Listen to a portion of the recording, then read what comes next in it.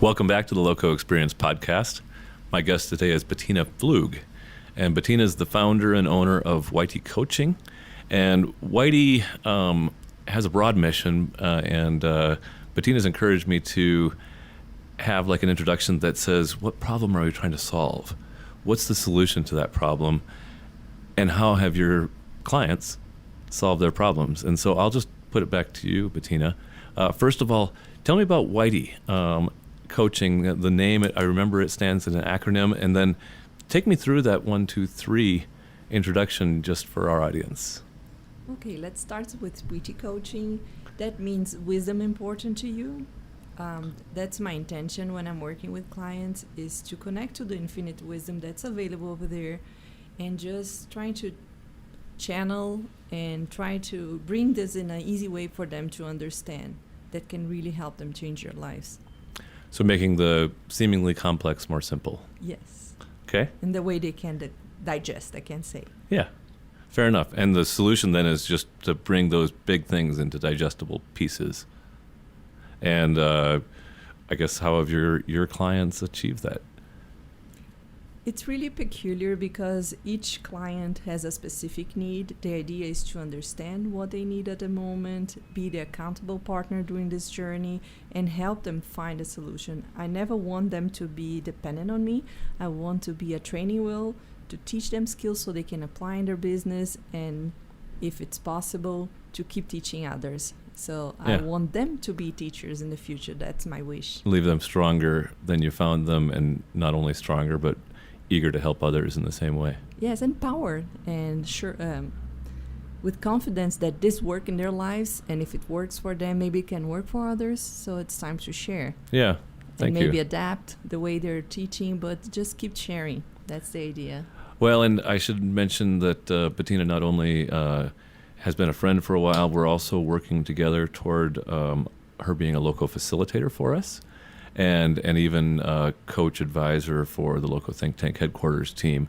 And so we've got a number of different connection points, but our actually relationship started maybe 4 or 5 years ago. I found you to be very interesting and compelling and invited you and your husband over to have dinner with us and some others. Yes, we met at the Fort Collins Chamber, remember? I was part of the red carpet. Yes. And this is an amazing resource for you as an entrepreneur. If you want to establish new networking and you're coming from out of town, you don't know anybody locally, the chamber locally here is really strong. Yeah. I made amazing friends. I met a lot of business and made me feel prepared to start my business. So that was maybe 3 years ago? 5 years ago. It was 5 years ago. I didn't realize I had been a member for so long. Time flies, Chamber Crew. You're doing a good job. And how new were you into Fort Collins at that time? I know, and let's talk about that story of moving your family here. Okay, we always wanted to have an international experience new culture and learn from that. And we thought first to move to Canada, but Canada is too cold. The second option was Australia, but we worked to get the visa for 4 years, and they changed the laws recently, and they couldn't approve our visa. So we said we have to find another way. My husband was working in an international company at that time, and we asked for a promotion to come abroad to Australia. And the president of JBS here in the United States is the president of the Australian operation as well. So my husband did an interview, and he said, we have a position here in the United States if you're open to that. And we said, why not? Let's go. Yeah, and it was better than waiting for 2 more years for my next chance in Australia or whatever. Yes, and I discovered that in Fort Collins and Northern Colorado, amazing people live here. So I end up in a very good place. It's a very welcoming community. And you spent most of your growing up life and life before that in Brazil. In what part? In Sao Paulo. I'm from Sao Paulo. In the city? Yes. Gotcha. So coming here was so strange. No traffic, nobody horning. It was so strange. Because Sao Paulo calm. is, what, 10 million people or more? 17? 17 million people. Yes. A very urban environment for your family in that time, too? Or are you fighting traffic all the time and all things the time. like that? I used to spend like 5 hours a day in the car. Oh, wow. Yes. It's an hour and a half to commute every time. And then plus I was always working in the commercial area. So I was visiting clients terrible. Yeah. Sounds like your life probably today has a lot of maybe more freedoms and more outdoor time, I suspect, than Of course, before. here is wonderful. So before we get too deep into your story, I actually want to talk about the Hallos Relationship Intelligence, and that's a course and certification program, or workshop rather, that we're going to be kind of co-sponsoring, bringing the creator of Hallos, his message to the U.S. marketplace in some ways, where they're very popular across Europe and South America. But talk to me about Hallos and how it was that you became really drawn to that system, and how it was that you felt inclined to help us share it with more people. Okay, let me start with the relationship first. I was working at Accor Hotels in Brazil, and Accor has selected a group of managers to train on DISC. So they brought someone from the United States to Brazil to train us on how to use DISC to be more efficient in the commercial area. And I found this tool amazing because I was able to understand why I was so driven toward goals and what did I need to do to adapt my speech to be able to sell better, to interact better with my stakeholders and to understand their needs and really work. I increased my sales tremendously using this tool, and I said, I'm going to use this forever. And I was investing in becoming a coach in Brazil. I did a certification over there with one of the most known schools there. It's called Instituto Ecossocial in Brazil. And they have a division who works for nonprofits, who train people for nonprofits. And I was doing this training to become a facilitator for nonprofits. And during this training, I met Marco, and Marco was attending to the training as well. And I had a chance to speak with him, and he was one of the people that created, I think, Instituto Ecossocial. He's been a coach for 30 years. It's amazing the experience he has. And during before coffee break, I was in a class, and I was trying to think, what is my mission in life? What should I do? And when I went out for a coffee break, I met Marco, and Marco said, you know what? I'm developing a tool to help others understand about themselves and interact and create teams. I said, this is what I want to do for my life. I want to teach people about it. And he said, but I'm starting this. I'm not sure if it's ready. Whenever it's ready, you can contact me. Maybe we can work in the future. I'm a executive coach. I only work with executives and big companies at the moment, but I'm developing this. I said, that's cool. I grabbed his business card and stick it to my notebook and said, one day I'm going to be able to hire this guy to be my coach. He's amazing. And when was this, roughly? This was 2015, I think. Okay. So not too long before your travels led you to here. No. So keep going with the story, please. After a while, my husband was working for an international company called TNT. It's a logistic company. And they did big acquisitions. And in one of the acquisitions, they decided to fire the CEO and all the directors. And my husband was one of them. So he was almost for a year unemployed. Oh, wow. It was really hard, and it's not easy to be unemployed in Brazil. No, and I'm sure he was maybe the primary income earner because you were just building your coaching. Yes, it was really hard. I had a marketing company at that time. It was really hard, and I remember Marco, and I said, Marco is an amazing coach. Maybe he can train my husband to find a job. I don't know how a coach can help, but I called him and said, hey, Marco, I don't know if you remember me. We met at Instituto Ecossocial. I really admire your work. Can you fix my husband? And I guess he said yes? No, he said no. Oh. I don't work with executives directly, helping them find jobs. But I'm really to grab a coffee with him and get to know him better. Maybe I can introduce him to another coach. And they went for a coffee. And because Marco was into developing this tool, he was able to identify my husband's personality right away. And at that moment, he was consulting at JBS. He was implementing this methodology in JBS for all the directors and VPs of the company. And that led to ultimately the job here in U.S. or he went to work for JBS in Brazil and then went to work transferred for to here? Yes. Yes, so yes. he was coaching the president of JBS and the president of a new division they were building. And they have identified that they needed a person with my husband's personality. Which is what? He's a Brown. He's a Brown. He's Oh, yes. the guy who wants to understand all the correlations, goes very deep in everything he does, and plan very well. How do the different divisions of the business work together? What were the hang-ups and bottlenecks? Yes. So if you would, can you sketch out Hallos a bit for our listeners? And I don't want to spend a ton of time on it, but just how is it different than DISC, if you will? Because I know you have some training in that as well. And I think both of us respect DISC for adding a lot of value to conversations as well. But you would probably say Hallos is a superior tool for most coaches and employers? I think it's very helpful for entrepreneurs because it really helps you understand yourself. What is your essence? What do you have inside? The native talents that you were born is different than the personality. The personality is developed after you interact with a lot of things, circumstances that happen in your life. And Hallos identify your essence is really different. And on his method, he says that normally we have at least 2 different essences, and we develop a third one to bring a balance in our lives. And we move around those 3 essences, the archetypes, as I might say. Yeah. And this methodology identifies 5 types of archetypes. And you move on bipolarity. I think, Marco, it's better to explain this than probably. me. And maybe I could even chip in, for listeners, like the yin and the yang would be kind of your base archetype, and then the other one that kind of pulls the other way. And then the third is maybe almost a shock absorber or a softening agent for those 2 as they're quarreling over you. Yes.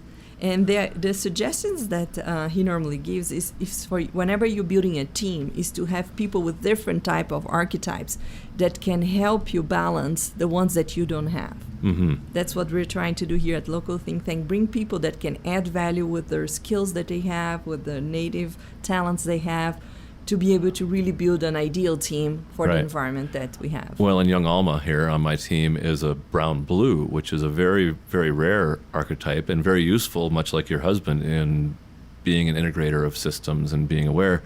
But she's young Alma, and she hasn't learned a lot yet. She's very young, and so coaching her along into really utilizing her skills to help us is one of my main goals. Yeah, that's cool. And that's why I think the entrepreneurs can use this tool a lot, because they can not only identify their personality, adapt the way they speak with their employees, but also build an effective team and develop the employees they have on their skills as well. Yeah. So tell me about the other types. So the brown is the integrator. Blue is, I think, like the organizer kind of. Yes, the orange is the goal-driven, the person who really make things happen, but is the achiever-ish or whatever. Yes, a narrow person that knows everything a little bit. Okay, yep. And we have the white, that's the thinker, the person very connected to the values, like you, that is an innovative, like Steve Jobs was one of them. Steve Jobs was white and orange. Because he was both an idea guy and then very driven to actually achieve the ideas. Yes, and we have the green ones. Yes. If I may say, the green ones are the ones really focus on people.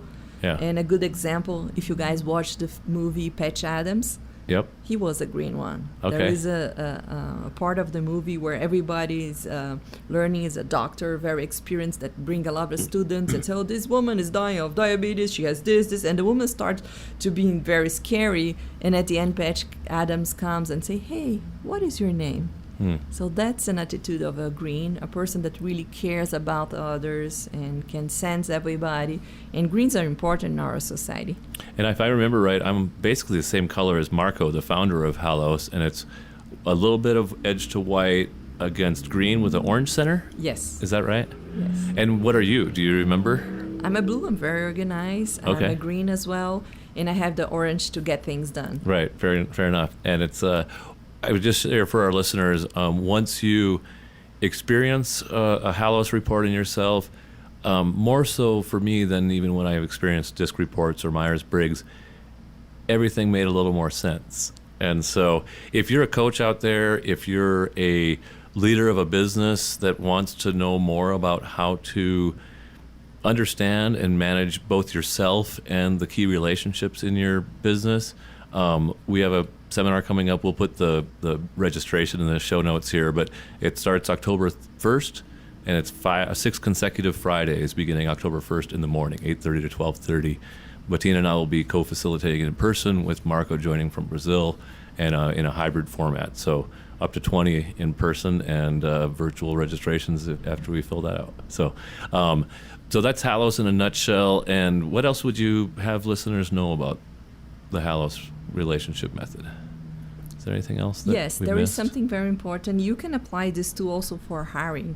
So you can send a test for your future candidate to fill it up, and the report will come up with some suggestion questions for you to investigate how this person deal with this type of skills that they have. Right, because there's kind of like a Dr. Jekyll and a Mr. Hyde to each of these types as well, where if you're using it in the right way, then these are your strengths, but overdone strengths are also known as weaknesses. Yes. And that's kind of recognized within these. And it's different for each person because it depends on the experiences they have had in the future, the environment they live. That's why it's so important to be cautious when you're doing an interview, to really understand and choose the right person. Maybe spend a little more time, a little more money in choosing the right person and not doing the mistake of hiring someone that won't fit your team. Yeah, fair enough. And so it seems like at least one of the problems that you're trying to solve, and in light of even the impact it's had on your life. I mean, Marco and Hallos really helped pull a lever that allowed you to have this international experience that you'd been dreaming about. Yes, here I am. And so then, therefore, I think one of your driving forces is to help Hallos and Marco expand their presence here, and beginning in northern Colorado and around the country, with more people utilizing this system. And so, yeah, that's one of my goals. yeah, I appreciate that very much. And so let's just talk about, and I'm sorry, I practiced saying witty. Yes, witty. Witty, and then I said whitey, and whatever, it is the way it is. But tell me about Whitey Coaching, and you've got a couple of different podcasts. You have both a heart for nonprofits, but also entrepreneurs, and I think I'll be on your podcast one of these days. I don't know, maybe not on the ladies one, but tell me about kind of what's a normal week in the life of Betina look like?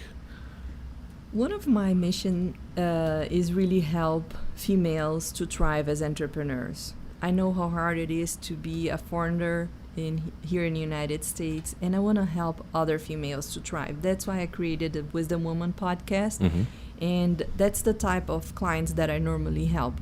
Someone that is married, have kids, is busy, doesn't trust on her potential to do something, but really have the wish to be independent. Yeah. Independent in her ideas, in her profession, in her career, and in making decisions. And sometimes they need a little push. Yeah. That's why it's important to figure out what are their values, what is the mission of this person, and how can she be happy. That's the most important. What will make her happy? Some women, they really want to have their own business, but they don't want to let go the responsibility of taking care of the family. Which means that they might not be able to spend 60 hours a week getting their business established like sometimes entrepreneurs feel like they have to, but that isn't allowed if you've got kids to pick up and doing this and that. And so is like just efficiency and systems building and just controlling the task chaos that goes along with that part of your special role? Yes, that's the idea for them to be 5 stars in all areas that that they want in their life, like being an awesome wife, being present in their kids' environment and supporting them in their studies and in their growth as well, because this is one of our roles, being a friend, being a daughter, and being an entrepreneur. Having 5 stars in all areas of this life, it is not easy if you're not organized. Yeah. And if you're not attached to your values, you don't have a way to take quick decisions. So that's why I want to help those type of females to find the path. Okay. And so that's one of your areas of focus. Are there other kind of key clients that you're looking for? I know that, LoCo Think Tank is on your target list of, if we can help if I can help LoCo, we can just help that many more people and that many more ladies be part of it. What's it about LoCo that's drawn you to this conversation? Helping entrepreneurs, because they really need tools to be more efficient. They want to do everything, and sometimes it's not possible. So making a better planning, sticking to the plan, finding motivation, growing constantly, finding what are the skills that they are strong and what are the ones that they need to develop, and what's the gap, what's the plan to get there. And what's the person sometimes? Yes, if you're not capable to do it by yourself, what are the accountable partners that are going to be part of this journey, and how can you better interact with them? First of all, know their personality, try to interact better, and do not have expectation but agreements with them. So I coach a lot of my clients to learn how to make agreements, to set up boundaries. So it's a long journey that I love doing together with some entrepreneurs. And so that's your other kind of main demographic is women of any sort, especially trying to carve out a successful path that allows them to be fully a wife, fully a mom, fully a daughter, that kind of thing. And then also just really entrepreneurial organizations that are maybe achieving that next level of growth, but whether it's a man or a woman, the CEO needs some help to kind of set the vision. Yes, but I want to help females to be entrepreneurs, manage their personal life, and be successful entrepreneurs as well. Yes. So those are kind of your two kind of thrusts, if you will. And then also Spanish speakers and even foreigners, right? We've started talking about doing a Spanish-speaking LoCo think tank chapter, potentially in coordination with City of Fort Collins or Office of Economic Health, I forget.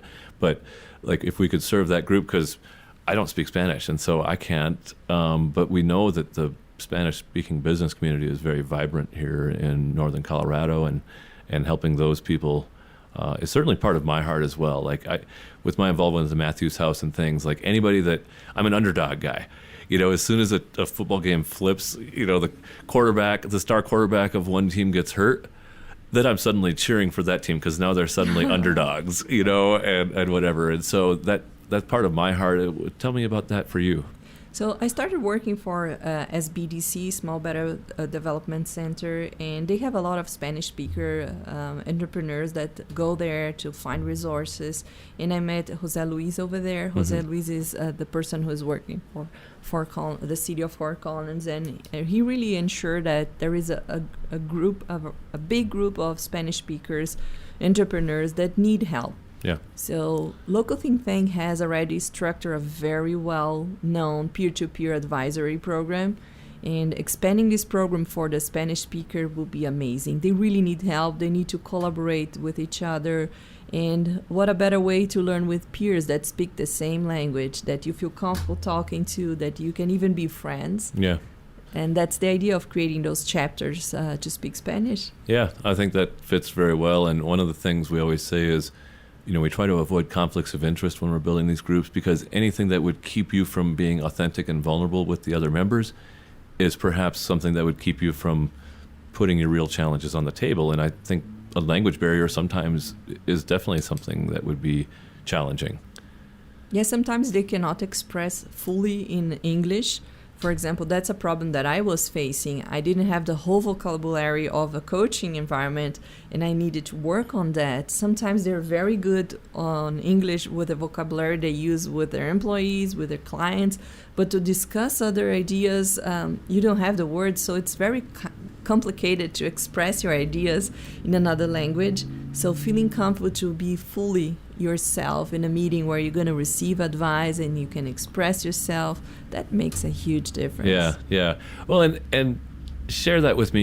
I assume your first language is Portuguese and then Spanish, and have you been an English speaker going way back? Did you get some English education like in your primary schooling and things, or has that been much more recent? My second language is German. So I grew up, my family came from Germany.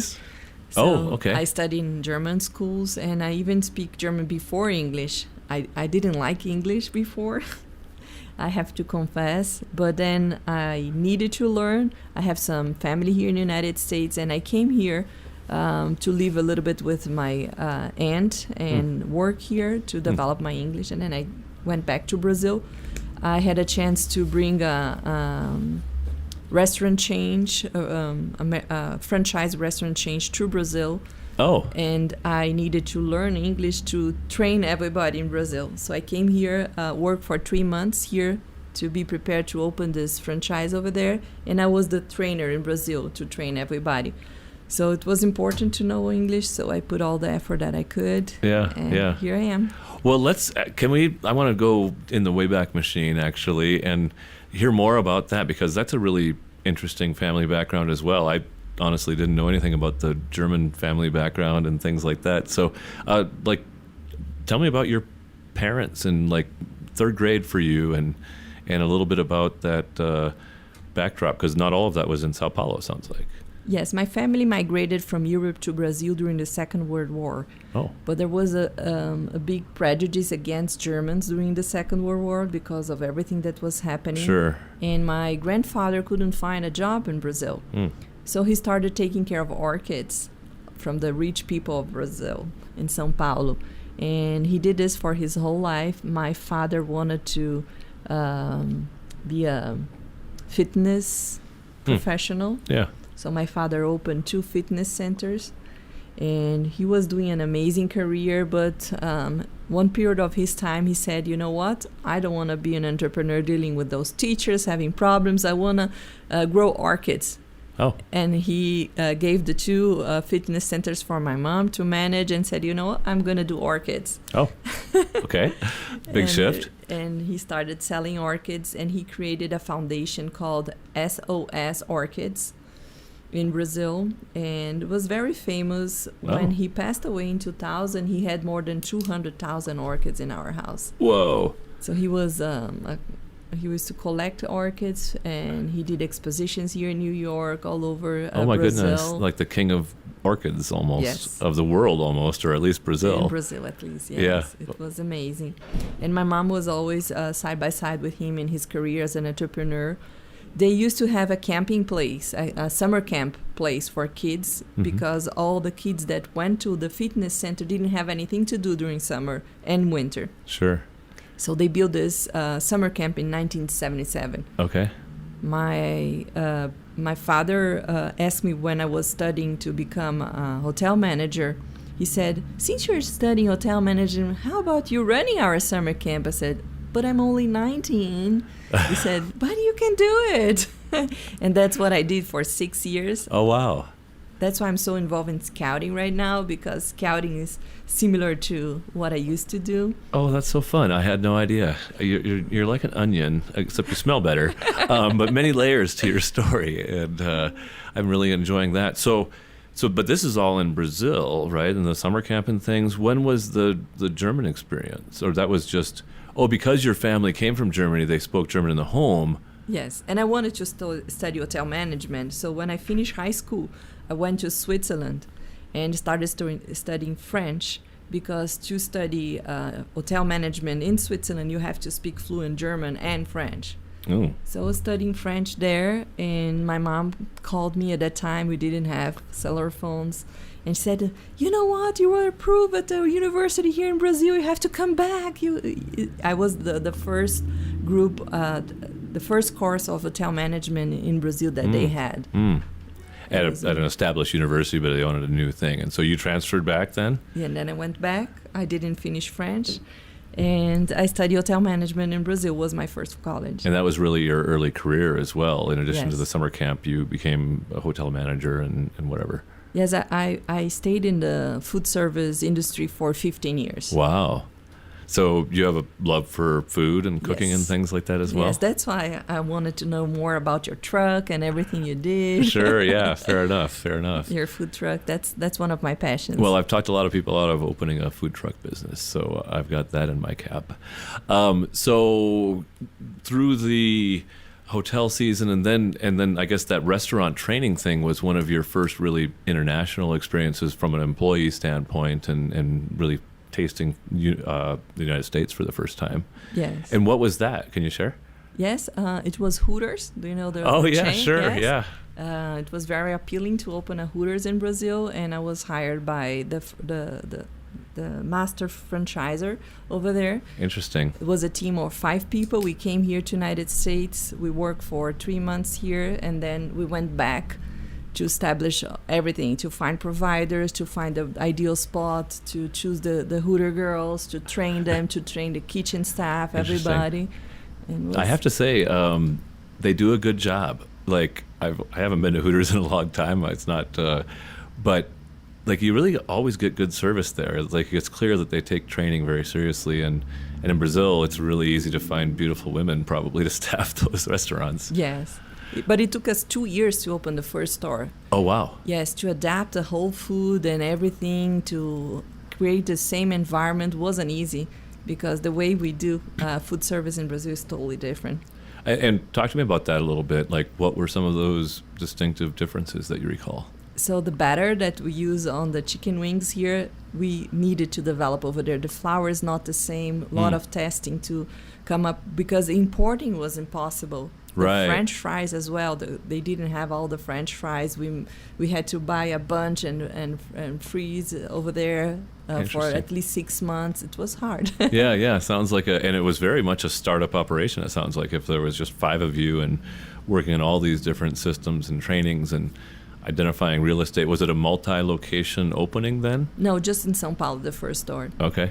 Interesting. But finding the Hooter girls, doing the competition to find him, and it was really hard. Yeah, I'm sure. Yes. It sounds like a really... And you were 25 or something at this time, Yes. or whatever, and so it was quite the eye-opening experience. I'm sure you really got to see things from a ground level that became quite an operation. Yes, and then I noticed how important it is to have administration background when you're running a business. That's why I decided to do an MBA. And since I wanted to develop my English, I did the MBA related to an university in Canada, the Rotman School. Okay, yeah. And then back into service, I suppose. And I will fly over the career a little bit fast, but I know you worked with a lot of nonprofits, and you were really, I guess, a Salesforce CRM expert of sorts with a strong marketing capability. When I probably first met you, as kind of was the place in your world that you were fulfilling. Talk to me about that transition. Was that like right after the MBA? No, when I came here, I decided to work 100% with nonprofits. I hired a coach myself. Oh. And was really eye-opening when she said, here it's possible for you to work 100% with nonprofits. I said, yes, I would love to do that. Oh. Because back in Brazil, I used to have a marketing company. And we have amazing customers like Microsoft, Nortel, Brazil Telecom. IT companies was our target. Oh, wow. And I learned a lot, and I wanted to give back. So one day of the week, I used to work for nonprofits pro bono, teaching them what I learned with the Interesting. So tech company. We jumped right over the marketing company, but let's talk about that. When did you start the marketing company? Was it just freelance solopreneurship, or did you have other other employees and things working with all those big clients? We jumped 2 steps. Let me tell you a story that I think it will be very interesting for people who wants to look for a job. Yeah. So I was working for Hooters. I decided to do an MBA to find another job, and I got pregnant. Okay. And I said, oh my gosh, how I'm going to do? I need to find a job, but I'm 5 months old. My belly's so big. But I decided I really wanted to work in the food service industry. Okay. So I went to the biggest food service fair with my big belly. I visit all the stands all over, how do you call it? Not stands. Yeah, like booths. The booths. Yeah. I visit all the booths and said, who is the food service director of this company? And grab all the business cards. And then after the show was finished, I did a business plan, like a presentation on how do I perceive the food service industry compared to United States, how this industry can grow in Brazil, and how could I add value to this company. Huh. So from all the booths, I chose 20 companies to approach. I called all of them, and I said, I had the business card of the director Sure. of the area. And I scheduled a presentation. Hey, I saw you at the fair. I know you're doing an amazing work in the food industry. I have some thoughts to share. I think you can grow even faster. Can we schedule a meeting? And the guy said, why not? Yeah. And I did a presentation showing how the food service market worked in the United States compared to Brazil and how could I help. Yeah. And after that, I got hired. And just by one or many of those 20? Two of them offered me a job. Say, hey, I love your view. Can you come work with us? I said, yes, I did it. So when my daughter was born, she was 2 months old, I got the job of my dreams. Which was? Working for a food industry. Oh, so you were an employee of those companies, yes. part-time each or something like that. Nice job. That's a very, yes. Where do ideas like that come from? I'm a very creative person. I think maybe a little bit of white that I have in my personality, but it's a different way for you to find a job. Yeah. You know, if you really know that you want to work in a specific industry, going to a fair or show where all the possible companies will be there, approaching them, choose the company that you want to work for, and do a plan to get this job. I've become a hobbyist in terms of helping people that have become unemployed for longer than they wish try to figure out maybe where they should point their pointer. Not because I have any special training, but just because I've kind of had perseverance and been able to find myself with a really interesting job. And that's one of the main things I coach them on is, make a list of the 20 or 30 companies in town that you'd really like to work for, and they probably don't have positions open because you know what? The best companies rarely do. But make sure they have your resume. I'd recommend dropping it off in person even, make a splash, meet them somehow, and just let them know that, hey, I'd kind of like a job for your company because I like what your company is all about. And I also like to share, flattery will get you everywhere with me. Uh-huh. And entrepreneurs and business owners are like that, like those companies that knew that you were targeting them because, hey, you're somebody that I think I can add value to, and I like what you're doing. Yes, that was the approach. I really like it, and work, and I teach my clients how to do that too. Yeah. So were you focused on kind of part-time momming and part-time marketing support still for those years, or did you take a hiatus to raise? I delegated the mommy thing to my mom. Oh, gotcha. That's awesome. I wanted to focus on my career at that time, and in Brazil it's very easy for you to have help. Mm-hmm. So we had nannies, and I was really a workaholic. Yeah.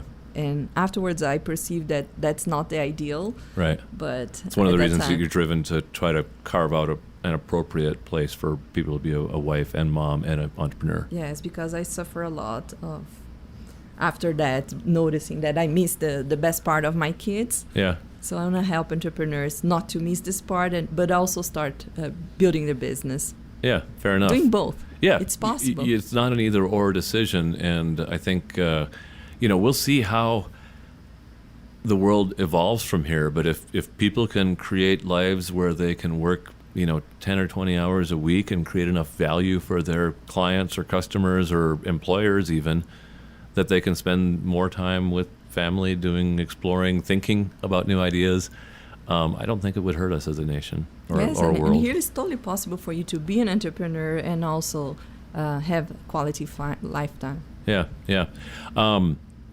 So the girls are how far apart?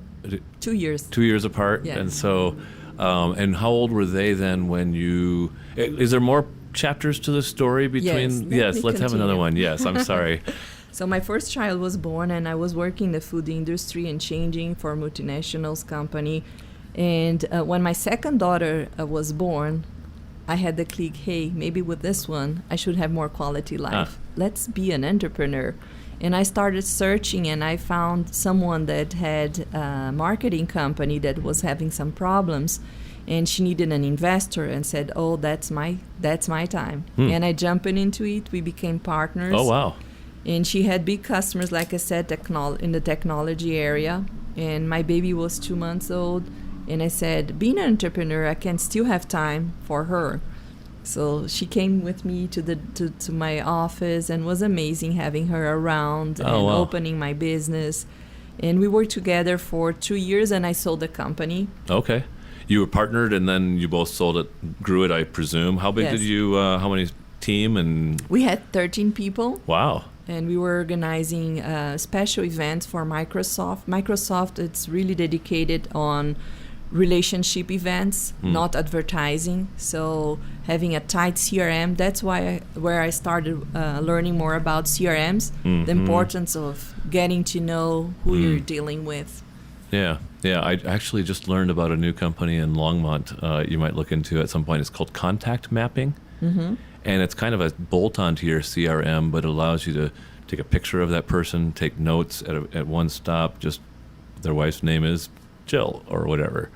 And it's, especially as an entrepreneur's database gets bigger and bigger and bigger, having that data there is just so crucial. Yes, I And agree. for other team members, it's one thing for me to remember everything about everybody, but if we're going to have 3, 4, 5, 10 people around LoCo Think Tank someday, it can't just be me that knows that Bob likes to have limoncello sparkling water when he comes in for his visits. Yeah, that's the idea. That's why I got interested in studying more about CRM. At that time, I did the Microsoft Dynamics certification. I learned everything about the Microsoft environment. Actually, I was working for Microsoft. I should have. Another change. That's okay. Yes. So it's very important to learn how to use CRMs in your benefit. Yeah. I agree with you. 100%. And I'm, as you know, I'm not the most diligent detail person in the company or in the room for sure. What would you say is, can we have some CRM tips, free tips for those listening out there, as far as like maybe either habits or best practices, or like when do you start? Like how big should your business be before you invest in building a CRM? Let's get into that just a little bit. It's important to start right away with a CRM, but you have to choose the right CRM for you. Okay. And you asked me why I decided to work with Salesforce. Yeah. Is because Salesforce is one of the most growing companies in this area. Sure. And it's important for you to keep up with what's changing. We'll just talk through the train, by the way. Don't worry. This is for Collins. Yeah. So, Should be okay. yes. Whenever you're choosing a CRM, it's important for you to understand that the world is changing. So artificial intelligence is coming. We have Alexa at our house. We have iRobot. I don't know if you have this vacuum at your house. And soon we're going to have our fridge saying what we need to buy for groceries. Yeah. So you have to be ready to evolve with technology. And some CRM companies doesn't have enough money to invest in innovation. And Salesforce has a huge team that really innovates. So if you land up with a platform that's always innovating, it's totally different because you don't have to ask them for updates. They will train you on what's new. Fair enough. That's okay. the difference. And Salesforce has a platform called Essentials. Okay. That's for small entrepreneurs. It's pretty cheap. It's $25 a month. And integrates directly with your Outlook and your Gmail account. So all the emails that you exchange with your clients and providers, stakeholders, will be connected directly to your CRM. And $25 everybody can afford. You can start small, but you can grow from there. Yeah. If you really grow big to e-commerce, there is a platform for e-commerce. If you want to build a community, you have a community. If you want to create a nonprofit, that's totally possible. For nonprofit, Salesforce is free. They give away 10 free license for every 501c3. Wow. And so is, like, you got into the Microsoft world and Dynamics and then I guess transitioned in Brazil to Salesforce. Was that the next kind of key step in your journey? Compare Microsoft to Salesforce. Yeah. Microsoft is really good for big companies who need to have an ERP together. So when I came here and I decided to work 100% with nonprofits, I figured out that Salesforce has this arm inside the company that offered the best CRM for free for nonprofits. And how did you get paid for it, though? As a consultant, you get paid to personalize the environment for the nonprofits. Okay, and they pay you that kind of to set it up good or whatever. Because I was going to say, Salesforce can't hardly pay you big commissions on selling $0 per month commitments from their nonprofits. But I guess if they grow and get bigger, then they pay more and whatever too. Yes, it's so important. Big nonprofits like MS Society, Red Cross, big nonprofits are using, and small nonprofits are using as well. And having amazing results. Yeah. And so talk to me about, so that was kind of your heart to serve the nonprofits through the sales force. And then talk to me about that transition to, once again, I guess, pursuing your coaching ambitions and dreams, because maybe that was in process of getting recertified and such early on, or was it also on the side when we first met here in Fort Collins? Yes, one of my dreams is to create an accelerator for nonprofits. And for me to be able to do that, I have to hire 5 amazing people to work with me. I need someone that understands about financial, fundraising, program operation, volunteer management, and technology.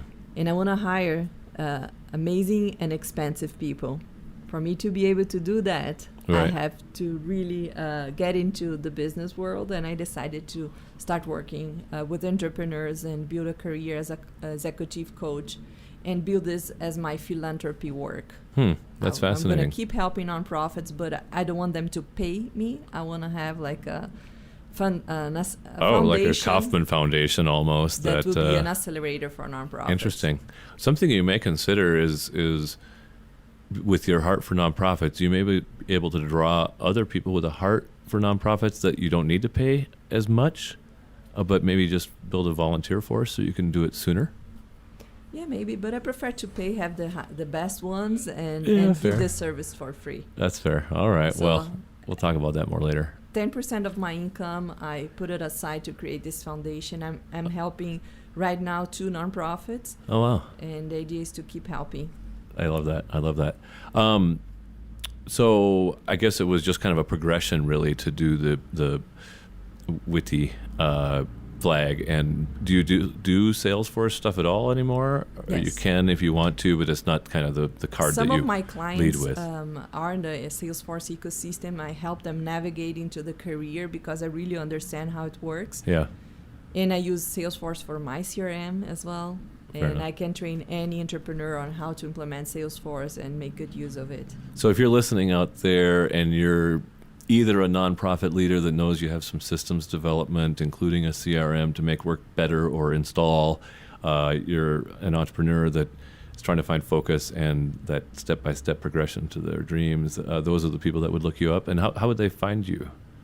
On my website, I have a division for nonprofits. It's witty.tech and -nonprofits. Okay, so let's jump into the meaty stuff of our standard format. We like to jump into faith, family, politics, and you can take your choice about how much to say on each. I'm really interested in your perspective on like Brazilian politics versus U.S., and there's always a lot of drama in the Brazilian system. But recently much more so probably in the U.S. But actually, Brazil's in a real weird place right now even. But talk to me about any of those things. We've already talked some about your family. We could talk a little bit more about that. My approach to politics is a little bit different. I'm investing a lot of time in nonprofits because I think civilians are doing an amazing job fulfilling for what the politicians are not doing. That's why I want to invest in nonprofits. Yeah. And I see this coming more and more in Brazil and here, that the population is trying to solve the problems that the government cannot do it. Yeah. And they are the people that I want to help. I don't want to bother about politicians. I'm not involved at all. Yeah. And I want to help them. There are a lot of initiatives in Brazil, and I want to bring the knowledge of how they operate nonprofits here in the United States to Brazil. That's my intention. The accelerator will work here, and I have the intention to make it happen in Brazil as well. Very nice. I've been long involved with the Matthews House, and the Matthews House founder, we just did an episode with her about 3 episodes ago, and that was really her heart as well, is that, you know what, the government has kind of programs that are supposed to help with this, but they're not helping, and it's because people really need to have more relationship and the service heart rather than, not that government employees don't, most of them have a great heart, but there's impediments, there's bureaucracy and barriers to building relationship. And also lack of money. So how can they better fundraise with regular companies and deliver amazing programs here and in Brazil? Yeah, and build, that was part of our vision there and still is, I think, is that, you know, the corporate partners that can really recognize the organizations that are making a difference, especially within maybe the communities where they're hiring or where they're located and things like that. Those are the deeper pockets that can help to really power nonprofit causes into greater impact. Yeah, entrepreneurs who are worried with all type of stakeholders. That's the most important part. We can call the best ones B Corp, but I think some of them are not B Corp, but they're worried about their employees and the environment they're established, everything. Yeah. So B Corps is something that you're also passionate about, I suppose. Certainly it's on the 3-year target list for LoCo Think Tank to get that work done. I think we act like a B Corp already, but there's work to do to certify that and make us, I guess, wear our values on our sleeves in that regard. So politics is that's a pretty interesting angle on that. Anything else you'd like to say in that greater topic, or you just leave it right there? And I leave it right there. Fair enough. So faith. We've never really had a faith conversation. I have no idea what your background is necessarily. German Lutherans usually in the old country, and so perhaps that would have carried forward, but then Catholics probably much more predominant around Brazil. Is that so? Yes, the Protestants. Protestants. Yep. Yes, my family was a Protestant in Brazil, but my father was a yoga and meditation teacher. Okay. My grandmother was the person who brought yoga to Brazil a long time ago. Wow. Like 7 years ago. So we study about different religions, spirituality a lot in my family. And as being involved in scouting, Scout also incentivate all the families to learn about different religions. Yeah. And we did this in Brazil, me and my kids. We visit different type of religions. We understood how they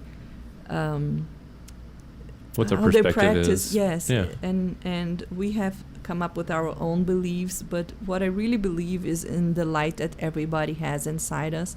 That's why whenever I sign an email, I always say namaste.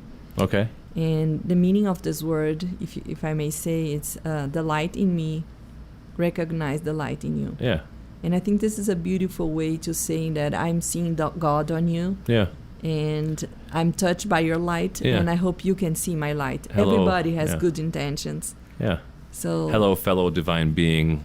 I see you. I listen. I hear you. You're important to me, even if we don't cross paths again. yes, that's the approach that I take to life, like seeing the light of everybody that I interact with. That's why I always sign namaste. Interesting. Fair enough. Thank you. I like to share with folks because I do go to a Christian church, but I also do yoga.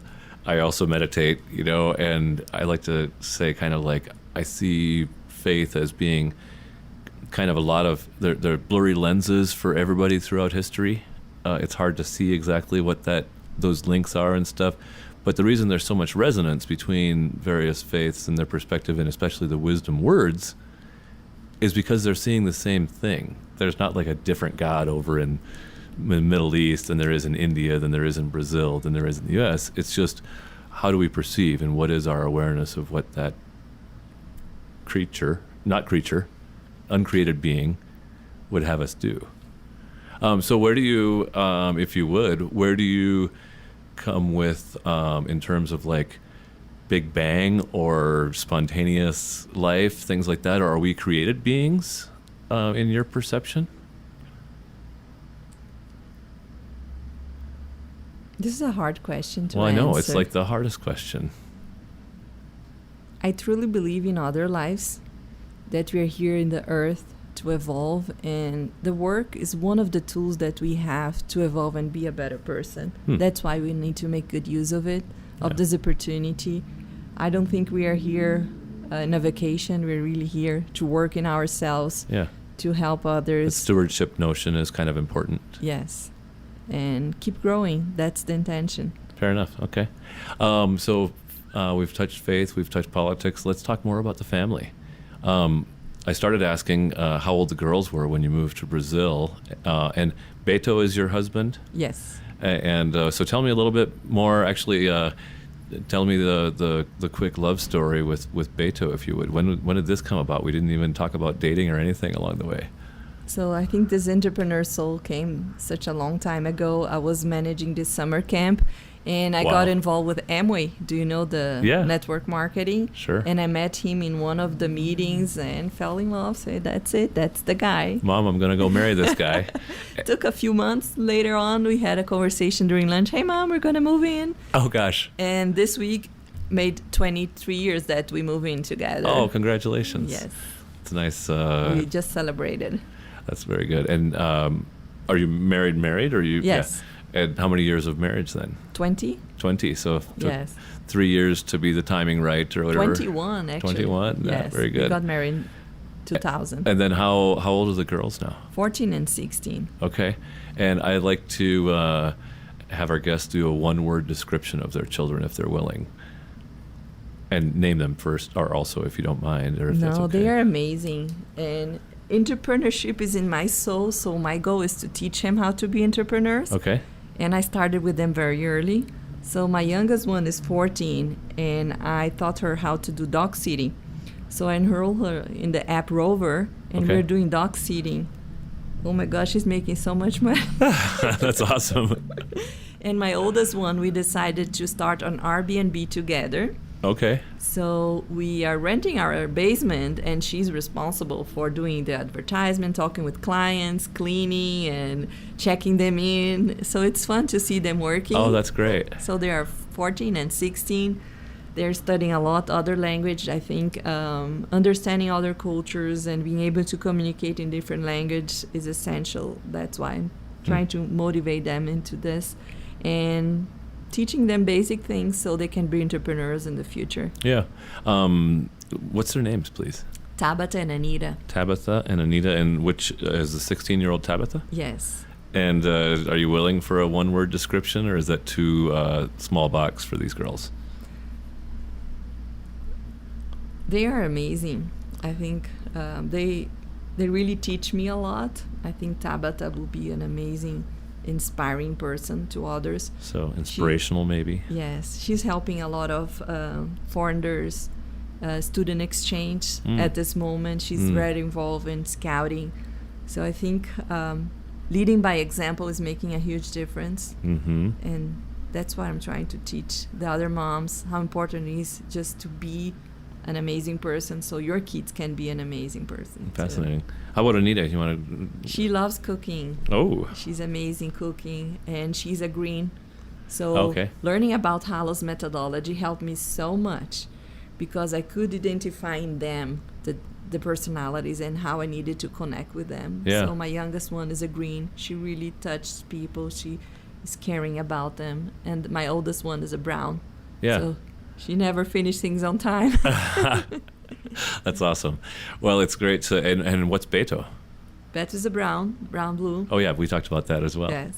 So, anything else we should talk about in your family? Sounds like it's been a fascinating journey, like going from being, discriminated Germans in Brazil for your grandfather to being a famous orchid maker and all these things, and then your grandmother bringing yoga to Brazil. Like, what an impact your greater family has had. Do you have brothers, sisters as well? Yes, I have Whoops. one sister in Australia and 2 brothers in Brazil. Okay. Younger, older? Where did you fall in the family I'm in the dynamic? middle, yes. Okay. Anything else about your family that would really be worthy of shout-outs or comments, or you want to say hi to your mom or anything? Yes, she's amazing. I think after my father passed away, she's been my mom and my father and making a huge difference. Filling up for him, it's huge. Yeah. She was very driven into business, and she developed her emotional side, her green side after he passed away, and is being an amazing person. Inspiring. She's 75 and she can do better yoga than me. It's incredible. Which I'm pretty sure you could do better yoga than I can, and so that's pretty awesome. Well, now is kind of the normal LoCo experience segment. What is the craziest time, event, season, perhaps, of your life that the story that you'd like to share from your history that comes to mind? I want to share something that happened here in the United States. Okay. As I mentioned to you, I'm helping nonprofits. One of the nonprofits that I'm helping is in Brazil. They have 650 animals waiting for adoption. Ooh. And one of the biggest challenge for them is to readapt the dog in the family environment.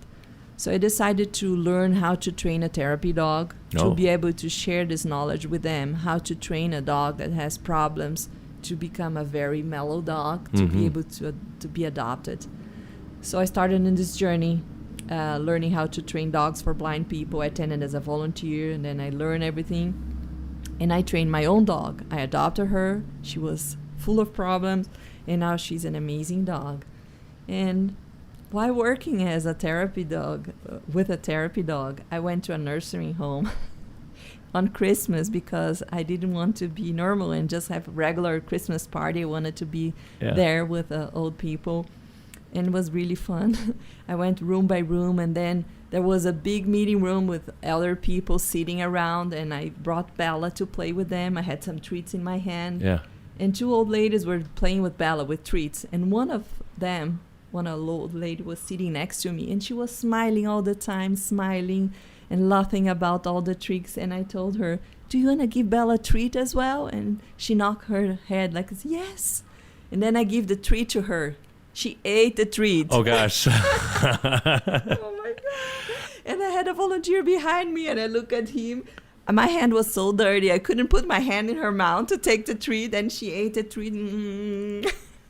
Then she stood up and went to the nurse. I said, "Oh, my God, I'm in trouble. I'm in trouble. She's going to tell that I gave her the treat." And she asked for some water. I think the treat was too salty. Well, and they're very dry. I've eaten dog food before on a dare, and it's hard to stomach very much of it. So we have the better intention, but have to be careful. So I learned my lesson. There you go. Yeah. All good deeds. No, what is that? No good deed goes unpunished is what my old bosses said that. I want to learn just a little bit about that. Like, you trained yourself how to train a troubled dog into being a therapy dog, and did this in 6 months? Yes. Like, how did you learn how to do that? Attending as a volunteer how to train dogs for blind people. Yeah. So I saw how they do to train dogs for blind people. I said, let me try to adapt that, and I figured it out. You have, that seems like one of your superpowers is that anything that people do, you feel like you can learn how to do and perhaps teach it? Yes. That's what I said. I created the name Wisdom for Wisdom important to you. Is the wisdom is available there. It's just channeling, adapting, and putting in practice. Yeah. And there's too much wisdom. That's my blog for next month. I forget the title I've been working on. It's too much of any good thing is bad. There's so much wisdom in the world, so many different techniques for this, different techniques for that, and it's almost overwhelming. And so what is the wisdom that's important to me? Because I can't have all the wisdom important to me because I don't have enough space in my organization, in my person. What's the stuff that's really going to be important to making my dreams come true? Yeah, that's the challenge. I don't teach anything that I haven't put in practice in my life. So if I can handle it, I think everyone else can handle. So I put in practice. If I'm teaching a diet, I put it in practice in myself. If I'm teaching how to train a therapy dog, I'm going to have a therapy dog. Yeah. If I'm teaching to be a successful entrepreneur, I have to be a successful entrepreneur. That's the intention. Yeah. Well, and that flies directly in the face of that those that can't do teach thing, because you're basically proving that you can do it, and then you're capable of teaching it. Yes. So I guess for sake of perpetuity, is there other things that we've glossed over that our listeners should really know about Witty, about Hallos, about being a Spanish-speaking entrepreneur in a white bread town? Is there is there words of wisdom that you'd like to share for all entrepreneurs out there or listeners? I'm trying to put together a training called Happiness Journey. And the intention is to put everything that I learned so far in an app that could be very useful for anyone who is searching for wisdom. And I'm planning to launch this in 6 months. It will be called Happiness Journey. So I'm working on it. Everything that work with my clients, I'm going to put it on this app. I hope it will be helpful for many other people. And the idea is to launch in Spanish and English. With a lot of people sitting across from me, if I heard that they were going to launch this amazing app in 6 months, I'd be like, yeah, whatever. But I have no doubt that Yes. we'll be seeing it there. Wait, you're going to receive an email. Okay. If you're on Curt's email list, you're going to receive. Very good. Very good. Well, I'm excited for our next time together, and I'm optimistic that we can continue to make a positive impact, not only in the lives of each other, but more especially of all those who are trying to create a business or trying to be the best mom they can be or trying to create the most impactful nonprofit organization that they can possibly do. And really for anybody that's got a dream and the willingness to go kick toward it, I think Betina is a good inspiration that you can too. Yes, and my call to action will be for you to really research more about the certification we're doing together. I think this can be very helpful for you as an entrepreneur, a business owner, a coach, and go for it. Learn how can you understand better about yourself, how can you better interact with others. This will make a huge change in your life. I 100% agree, and as people have asked me over the years, what about LoCo Think Tank is it that your members really get? And one of the big things is self-awareness. Like from other people shooting you straight in these chapter meetings, you can really become more aware. But if you have real tools using technology and research, you can shorten the distance on that journey by a lot. So I would echo that. Check it out at Hallos Relationship Certification we have coming up here at LoCo. And Betina, I'm honored always by your presence and thankful that you're willing to share some time with me and our listeners today. And just thanks and give a Brazilian send-off in Portuguese, I guess, if you don't mind, and then translate it for us. So something like a goodbye kind of a thing in the U.S. Okay. Muito obrigada pela oportunidade. Thank you so much for the opportunity. And I will say namaste. I really see that light in you, Curt, and I see the change you're doing in a lot of people. Thank you so much. Thank you. God bless.